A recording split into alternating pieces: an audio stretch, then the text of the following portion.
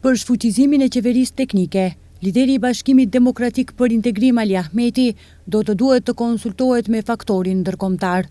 Për kërkesën që Badenderi të jetë pjesë e gjykatës kushtetuese të qeverisë, për këtë do të vendoset në takimet kokë më kokë me kreun e BDI-së dhe kryeministrit Hristian Mickoski. Ky ishte qëndrimi i Ali Ahmetit pas takimit të liderëve të partive në vend, që ishte thirrur nga kryeministri Hristian Mickoski. Për disa ligje që janë blokuar në kuvent, Ahmeti tha se për këtë do të duhet të ulen koordinatorët e partive politike që të tejkalojnë dallimet. Paraqitim qëndrimin ton që pajtohemi me një zonë zgjedhore me prak prej 5% dhe me lista të hapura. Tani mbetet kjo çështje për diskutime të mateme. Sigurisht, kjo çështje ka një dekadë që është hapur si çështje dhe çështje teknike apo diçka që duhet plotësuar, mbet që koordinatorët të shqyrtojnë gjërat. Në ndërkohë, përfaqësuesi i koalicionit Vlen, Bilal Kasami, është shprehur se ka ofruar zgjidhje kompromisi që qeveria teknike të shfuqizohet pas zgjedhjeve të ardhshme.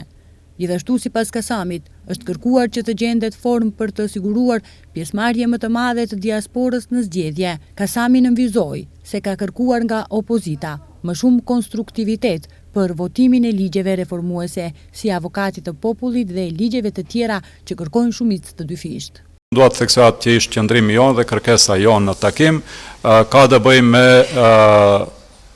votimin e diasporës, pra kërkuam që të shqyrtohet mundësia që të ketë diaspora më shumë mundësi për të votuar, sepse ne vlerësojmë që diaspora është një kontributor i rëndësishëm i zhvillimeve veçanërisht ekonomike në vend, po ashtu edhe mundësia që të kemi listat hapura dhe sigurisht që u diskutuan edhe disa mundësi për zona zgjedhore, por ne nuk kemi të ndërtuar ende qëndrim se ka disa qëndrim aty me sa zona me 1-3 aktuale apo edhe më shumë. Në ndërkohë, kryeministri Hristian Mickoski pas takimit të liderëve tha se ka dakordim vetëm për ligjin për kundërvajtje të njohur si Safe City të votohet dhe nga opozita. Ndërkaq për qeverinë teknike tha se ka propozuar që ajo të mos vlejë në zgjedhjet që janë në radhë, por në zgjedhjet e mëtotjeshme. Javme da najdeme jedan kompromis, to je zakonom za prekršioci, za da može Safe City ili bezbedan grad da započne da funkcionira od 1. februari od ova godina. Për mua është e rëndësishme që të gjithë pjesëmarrësit thanë se takimi ishte konstruktiv. Për mua kjo paraqit kënaqësi sepse opinioni kishte rastin të shohë një qasje të re drejt zgjidhjes së problemeve. Kam propozuar që takimet të këtij formati të ketë edhe në të ardhmen. Ai që kërkon zgjidhje shumë shpejt është ligji për kundërvajtje, që kërkon 2/3 e votave që të mund të kalojë Safe City.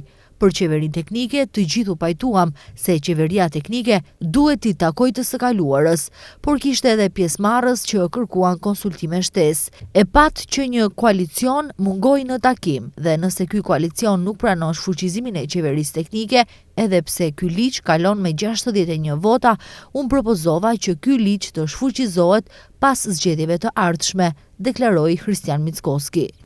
Opozitarja LSDM, e cila nuk mori pjesë në takimin e liderëve dhe sot doli me akuza ndaj qeverisë, duke thënë se kush shkon në takim me Mickoskin për shfuqizimin e qeverisë teknike, legjitimon krimin dhe izolimin e vendit.